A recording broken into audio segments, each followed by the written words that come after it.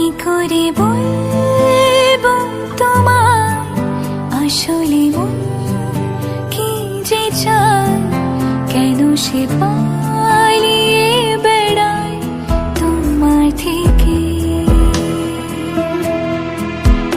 তুমি জানতে পারোনি কত গল্প পড়ে যায়, তুমি চিনতে পারোনি আমাকে।